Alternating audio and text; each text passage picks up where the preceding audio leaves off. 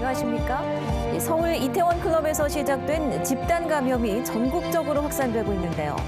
부산시가 클럽과 콜라텍 등 유흥업소 80곳에 대해 내일부터 집합 금지 명령 조치를 내립니다. 지난 주말 불시 점검에서 방역 조치를 어긴 7곳은 즉각 고발 조치됐습니다. 황재실 기자입니다. 부산시가 유흥업소 80곳에 대한 집합 금지 명령을 내립니다. 대형 클럽과 콜라텍, 감성주점 등 접촉이 잦은 업소들이 대상입니다. 영업 제한보다 더 강력한 행정 조치로 사실상 영업 중단 명령입니다.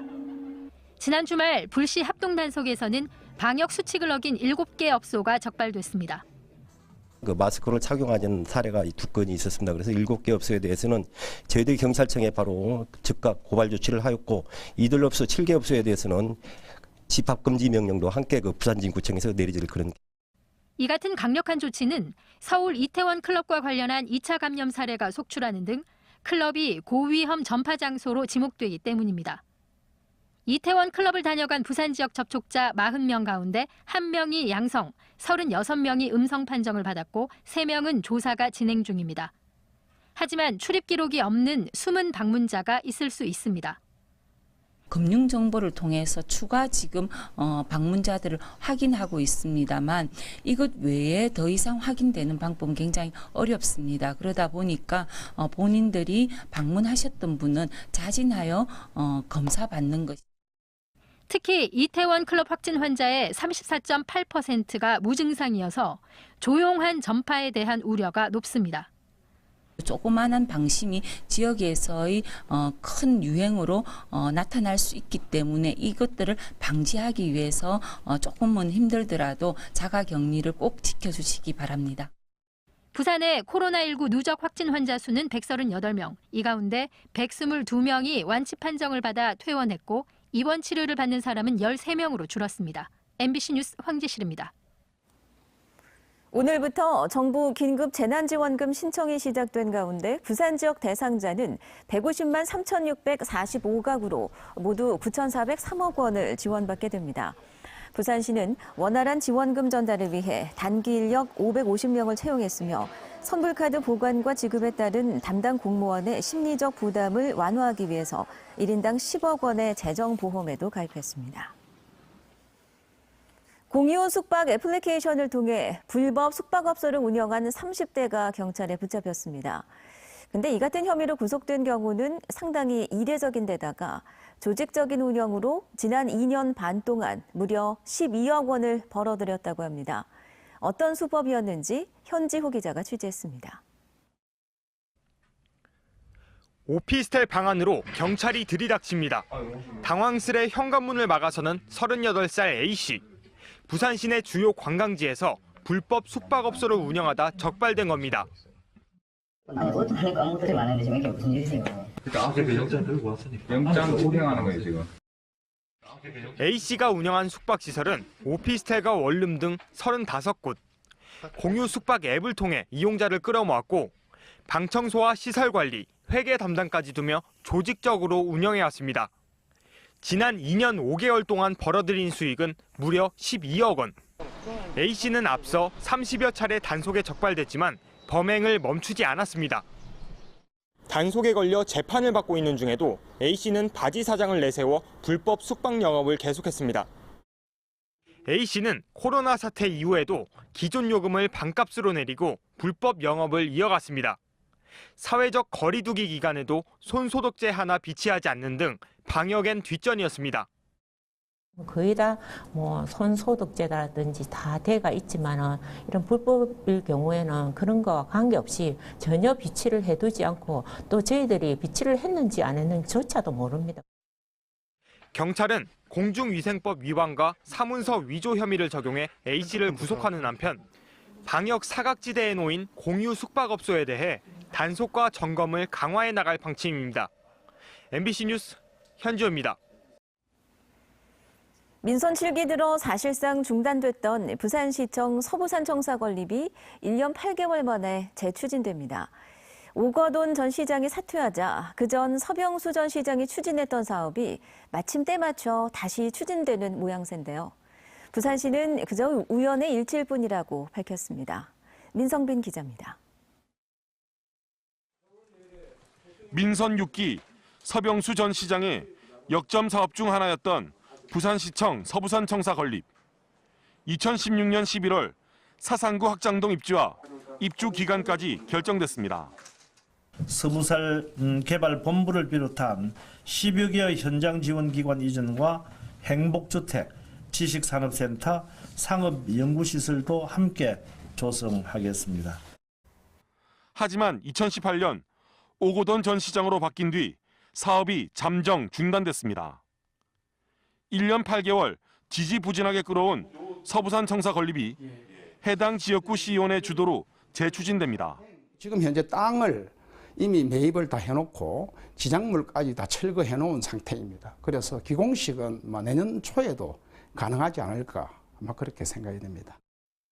부산시 건설본부와 도시균형재생국, 경제진흥원과 차량등록사업소 등 18개 부서와 기관이 입주할 예정인데 당초보다 4개 기관이 추가됐습니다. 서부산권 개발에 새로운 동력이 될 전망입니다. 서부산 청사는 2023년 1월에 착공해 당초 계획보다 2년 늦은 2025년에 준공될 예정입니다.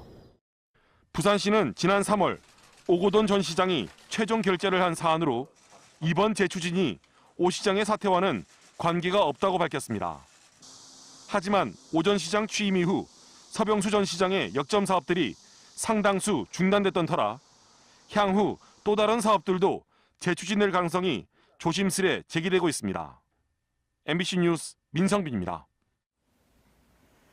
기획보도 공동주택 화재 보고서 마지막 리포트입니다. 제대로 된 소방시설 없이 부지불식간의 사망에 이르는 노후주택의 화재 실태, 지난주 전해드렸는데요. 지자체들은 이미 3년 전부터 화재 취약계층에 소방시설을 보급하겠다며 조례까지 만들었지만 말뿐이었습니다. 송광모 기자입니다. 휴지통에 불을 붙이자 연기가 피어오르고 3분 13초 뒤 연기 감지기가 울리기 시작합니다. 생사의 갈림길 속 골든타임은 단 5분. 이후 불기둥이 솟구치더니 7분이 지나자 화염이 방 전체를 뒤덮습니다. 화재 감지기를 통해서 화재를 초기에 인지하여 대피를 한다든지 또 소화기를 활용해서 초기에 화재를 진압하는 방법이 최선이라 하겠습니다. 법에 따라 기존 노후주택에는 2017년 초까지 주택용 소방시설, 즉 연기감지기와 소화기가 설치됐어야 합니다. 하지만 지난해 말 16개 구군의 주택용 소방시설 설치율은 56%. 특히 동래구와 연제, 해운대, 수영구는 절반도 못 미칩니다. 정부 지원 대상인 취약계층도 60%를 밑돕니다. 부산소방본부는 2022년까지 취약계층에 주택용 소방시설을 모두 보급하기로 했습니다. 하지만 바꿔 말하면 예산 문제로 앞으로 2년 동안 공백이 생길 수밖에 없다는 건데 문제는 이 소방시설 보급이 단지 소방본부만의 의무는 아니라는 것입니다. 소방법은 이미 8년 전부터 지자체에도 주택용 소방시설 설치 의무를 부과했습니다. 부산의 지자체들은 뒤늦게 2017년과 2018년 조례를 만들었지만 이마저도 선언문 수준. 지원 현황을 전수조사한 결과 금정구와 사상구는 3년 전 조례를 만들어 놓고 전혀 손도 대지 않았습니다. 그 조례 근거한 게 없다는 거를 말씀드린 거고요. 취약계층의 온열 질환 예방 키트, 그리고 정량 같은 경우 미세먼지 마스크. 일반 지자체보다는 소방 관서 쪽 업무다라고 이제 대부분 그렇게 생각을 하고 있거든요. 조례는 이제 그렇게 있지만. 노후주택의 핵심 소방시설인 연기감지기만 놓고 보면 5개 지자체에서 실적이 없었습니다. 그나마 지원이 이루어진 지자체 실적도 지난 3년간 16,000여 가구, 소방시설이 필요한 취약가구의 7%에 불과합니다. 연기감지기가 제 기능을 하려면 법에 따라 방마다 1개씩 설치해야 합니다. 하지만 가구당 1개씩 일괄 배분하는 등 곳곳에서 황당한 행정도 목격됩니다. 대상자는 이제 주택 소유자다 아닙니까? 그거는 소유자가 설치를 해야 돼서 직접 구매하기 힘들거나 그렇기 때문에 이들한테 이제 돈 들여서 지원해 주는 거잖아요.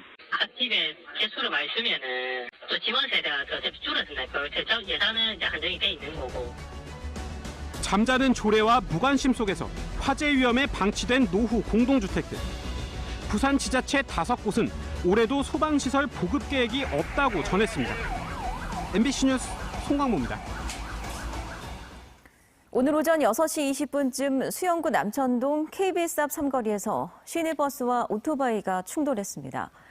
이 사고로 오토바이 탑승자 2명이 크게 다쳐 의식이 없는 상태로 병원에 긴급 후송됐지만 한 명은 결국 목숨을 잃었습니다.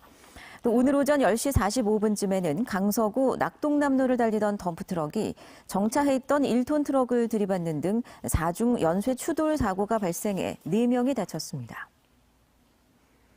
진영 행정안전부 장관이 오늘 부산시청을 방문해 부산시 현안을 협의하고 지역경제 활성화를 위한 지방채 발행 기준을 완화와 또 동백전 재정 지원도 협의하겠다는 입장을 밝혔습니다.